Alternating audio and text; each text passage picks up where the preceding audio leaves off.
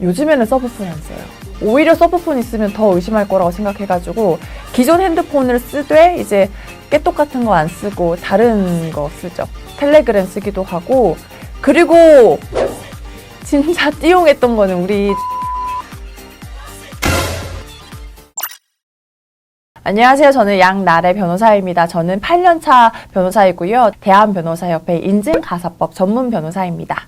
그 새치열 변호사로 되게 네. 이제 유명을 하셨는데 네. 이런 방송 출연은 새치열 변호사 새치열가 처음이었어요? 네네네. 전 처음이었어요. 제가 유튜브 채널 하고 있는데 거기에서 제가 이제 사연 소개해드리고 솔루션 드리고 그런 식으로 진행을 하고 있거든요. 그래서 다른 변호사님들하고 조금 기존의 그런 느낌하고 다르다 하셔가지고 섭외가 와서 하게 된 거예요. 그래서 방송은 완전 처음이었어요. 변호사님을 만나게 되면 어떤 또 불륜 사연을 소개해 주실까 이런 생각이 제일 먼저 들어요. 그래서 저희한테도 좀 불륜 사연을 소개해 주셨으면 좋겠는데 좀 말씀을 해주실 수 있는지.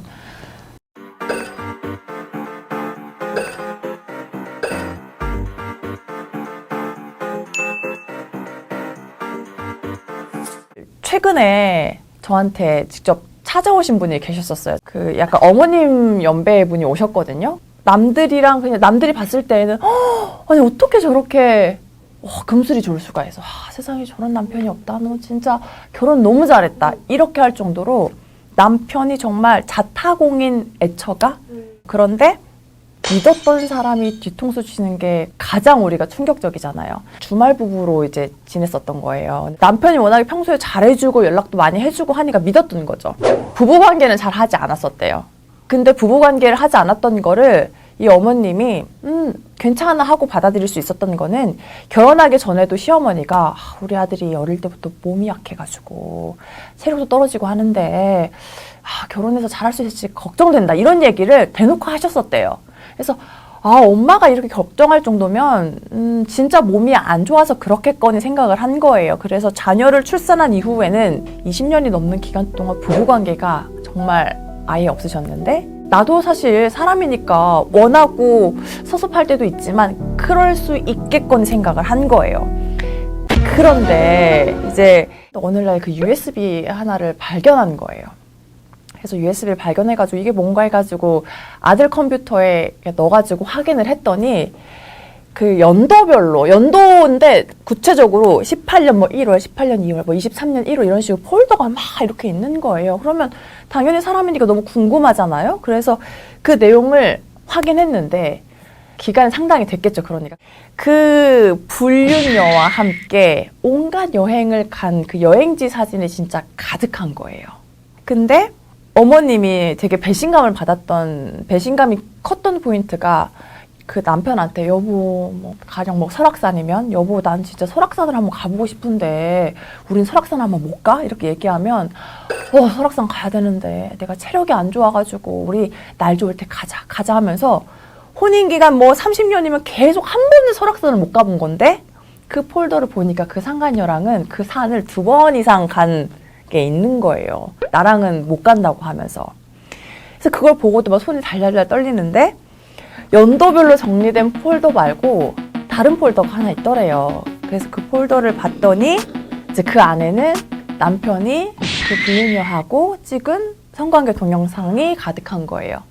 그러니까 나한테는 몸이 안 좋아서 성관계를 못 한다고 그렇게 했잖아요. 그래서 나는 그걸 받아들이고 거의 뭐 여자로서의 그걸 다 포기한 거잖아요. 그런데 그 영상이 합의하에 찍은 영상이 너무도 많았던 거죠. 근데 사실 제가 다양한 불륜 사건을 접하지만 의뢰인분들이 가장 정신적으로 충격이 크고 오랜 기간 힘들어하시는 경우가 배우자의 성관계 증거를 봤을 때 얼마나 트라우마가 크겠어요.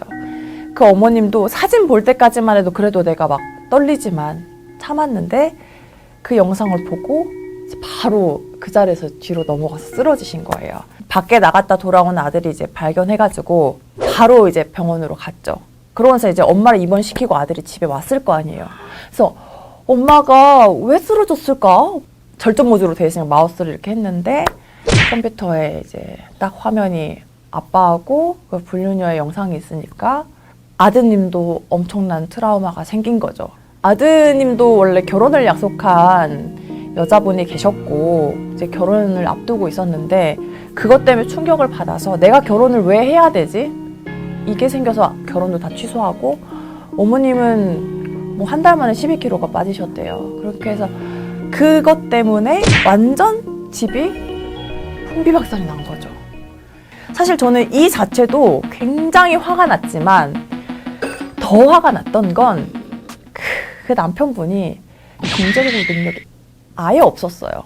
그래서 근데 어떡해. 회사도 다니지 못하고 그랬던 거예요. 근데 우리 어머님 집안이 좀 재력이 있으셨어요. 그래서 남편이 어디 취업도 못하고 돈도 못 벌고 하니까 어머님 형제분이 운영하는 회사에, 중소기업 뭐 회사에 남편을 취업시켜준 거예요. 그런데 할 줄 아는 게 없으니까 실질적으로 일은 안 하고 월급으로만 이렇게 따박따박 받은 거죠. 심지어는 그 불륜녀를 그 회사 직원으로 등재시켜가지고 돈을 또 많이 빼돌리셨더라고요.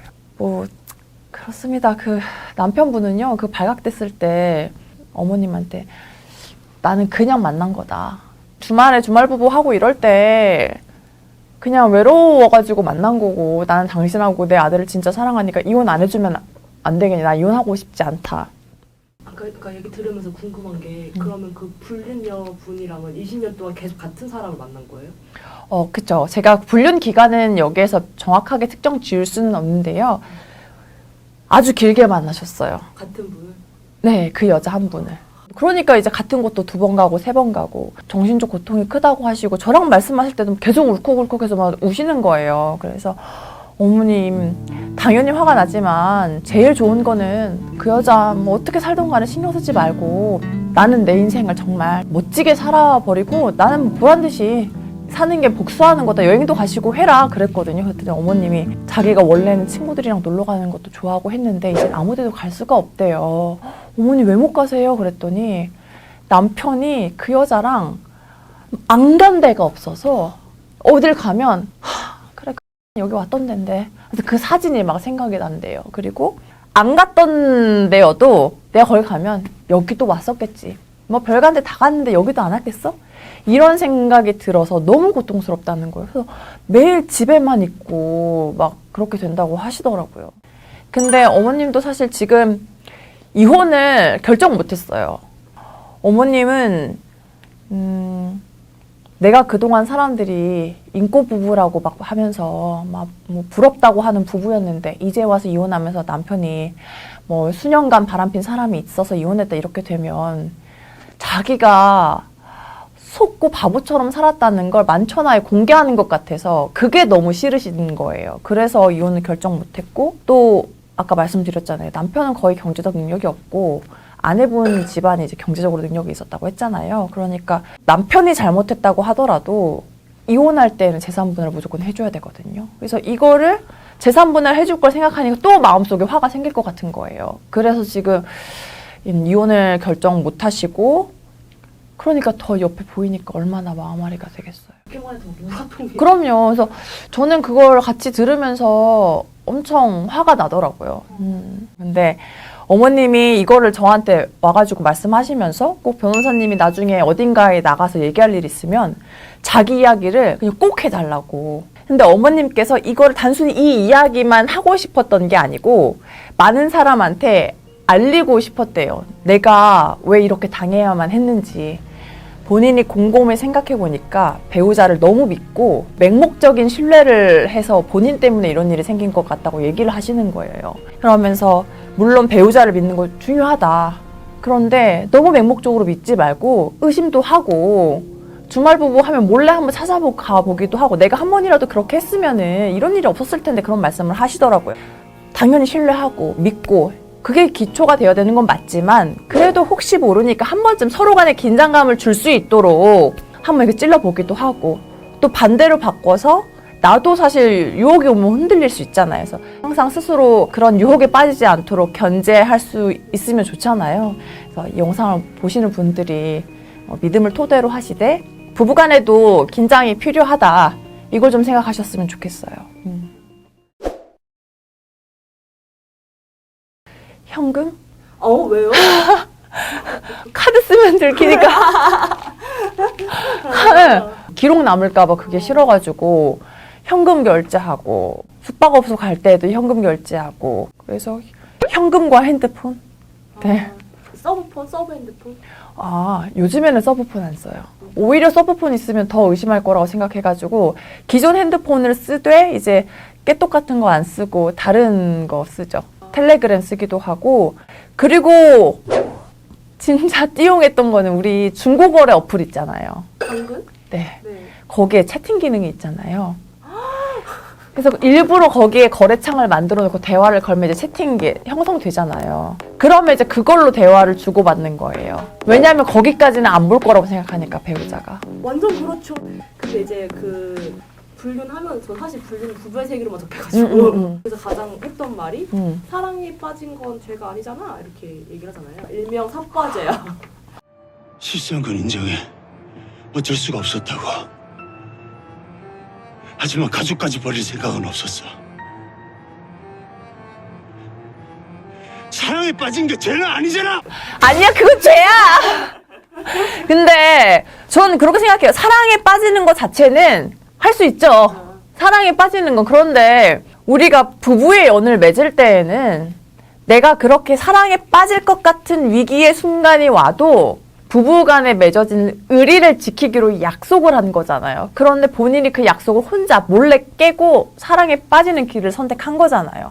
뭐 그 드라마도 그렇고 대부분 불륜에 빠진 분들이 저는 제가 이렇게 될 줄 몰랐고 어쩌다 보니 그렇게 됐고 저는 정말 저도 모르게 이끌려서 그렇게 된 거예요 라고 얘기를 하지만 사실은 본인의 그런 적극적인 행동, 배우자를 속이기 위한 노력 그런 게 없다면 사랑에 온전하게 확 빠져들지 않거든요. 자기가 빠져들지 않고 끊어낼 수 있는 기회는 엄청 많아요. 그런데도 불구하고 내가 불륜이라는 잘못된 길로 들어섰다는 거는 내가 그거를 잘못했다는 걸 알면서도 스스로를 속여가면서 저지른 거죠. 불륜을 하는 건 사실 자신의 어떤 강력한 의지가 이렇게 들어가야 네. 행동할 수 있는 거네요. 뭔가 사랑에 빠져가지고 뭔가 뿅 맞은 것처럼 막 이렇게 하는 건 절대. 불륜을 저지르려면요, 여러분 진짜 많은 시간과 노력이 필요합니다. 정말로. 왜냐면 내가 양쪽 배우자를 속여가면서 핸드폰도 관리해야 되지, 돈도 따로 땡겨서 써야 되지, 몰래 만나야지, 뭐 블랙박스 지워야 되지,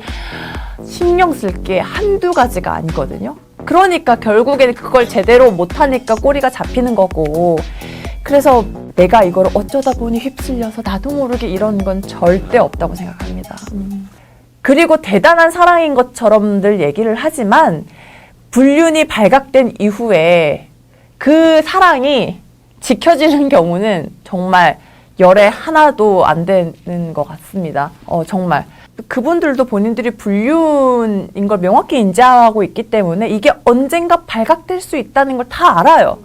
그러면 늘 발각을 전제로 만약에 이게 들키면 내 뭐 남편, 아내 정리하고 너랑 살 거야. 지금은 애 때문에 어쩔 수 없이 그냥 이렇게 유지하고 있는 건데 만약에 걸려도 걱정하지 마. 내가 선택하는 건 너야. 서로 그렇게 하지만 발각이 되고 나잖아요. 그러면 다들 자기 배우자한테 가가지고 미안해. 저 사람이 꼬여서 그래. 그래서 정말 아예 남보다도 못한 사이가 되거든요. 그래서 그거는 뭐 사랑에 빠진 게 죄가 아니잖아. 그거는 사랑이라고 얘기할 수가 없을 것 같아요.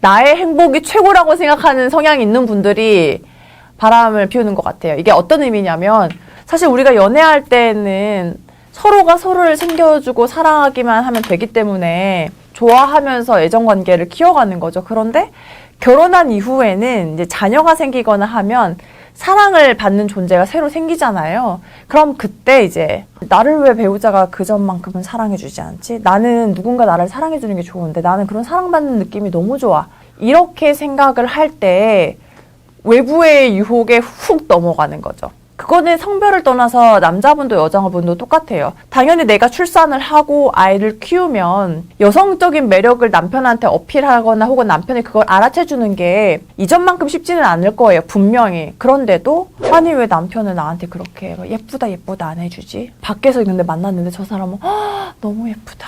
넌 정말 너무 섹시해. 너한테서 너무 매력이 느껴져. 이렇게 하면 내가 여자라는 걸 확인받고 싶어가지고 밖으로 눈을 돌리는 거죠. 그리고 이제 남자분의 경우에도 밖에서 오빠가 최고야. 오빠 근데 왜 아내는 왜 그 오빠한테 그렇게 잘 안 해줘? 아내 별론 것 같아. 이렇게 하면 난 내가 너무 중요하고 내가 사랑받고 싶은데 그거를 막 옆에서 해주니까 그거에 넘어가는 거죠. 그래서 나는 내가 누군가를 사랑하는 감정이 중요해. 내가 너무 중요해. 이렇게 되면 네, 유혹에 잘 넘어가는 것 같아요. 압도적인 1위는 사내불륜이에요. 압도적인 1위 정말 사내불륜. 왜 그럴까요? 왜냐하면 제일 오랜 시간을 함께 하니까요.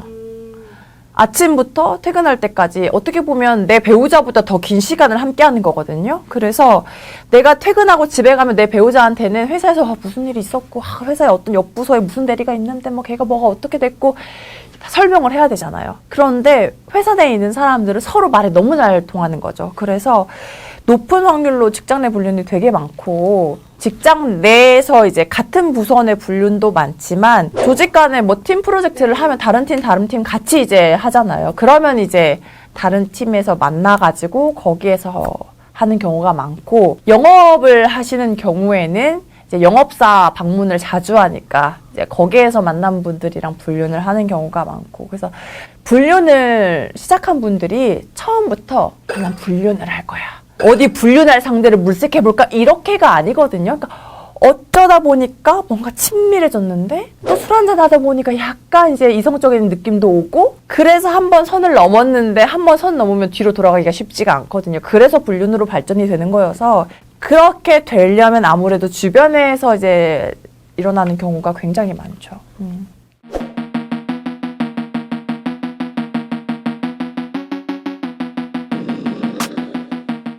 가장 크게 의심이 시작되는 부분은 그냥 공기가 달라져요.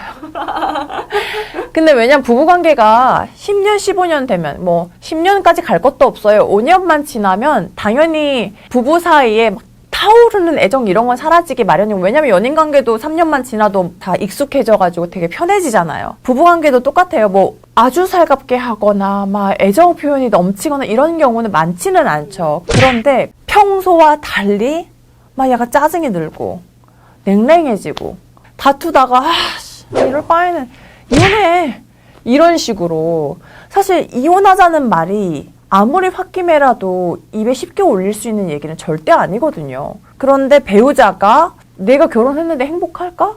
이럴 바에는 혼자 사는 게 낫지 않아? 하면서 이혼에 관해서 이야기를 꺼내면 네 그러면 이제 조금 의심이 되는 상황인 것 같아요. 물론 이런 얘기를 했다고 해서 바로 바람이야 이런 건 아니겠지만 안 그러던 사람이 굉장히 빈번하게 반복적으로 하면은 조금 의심이 되죠. 근데 아까 그 이제 어머님 사연을 좀 말씀드리면 조심스럽긴 하지만 네. 애처가였다고 하셨어요. 맞아요. 근데 이거는 변호사도 캐치할 수 없는 부분인 것 같아요. 그래서 저는 가장 나쁘면서도 제일 어떻게 보면 악랄한 사람이 애처가인데 바람 피우는 사람인 것 같아요. 그러면 저는 제가 변호사여도 정말 애처가에 뭐 우리 아내, 우리 아기가 최고고 너무너무 가정적으로 늘 스윗하게 문자 메시지도 보내주고 사진도 찍어주고 하면 저도 의심을 못하죠. 그 누구도 의심할 수 없을 거예요. 그런데 그런 분이 바람을 피웠을 때 충격은 엄청나거든요. 근데 그런 것까지 우리가 캐치하는 건 솔직히 어렵고 근데 정말 고단수인 거죠. 그러니까 그분이 그렇게 아주 오랜 시간 동안 속일 수 있었던 것 같아요. 대부분의 불륜은요. 1년 넘기는 경우가 많지 않거든요. 진짜요? 네, 그 사이에 다 발각되는 경우가 꽤 많아요. 그만큼 배우자가 뭔가 패턴이 바뀌면 그렇게 늘 붙어서 사는데 느끼지 못할 리가 없잖아요. 근데 아까 제가 말씀드린 그런 사연이라든지 정말 애처가인데 속이고 바람을 피우다 그런 분은 진짜 어나더 레벨로 조금 안 좋으신 분들인 거죠.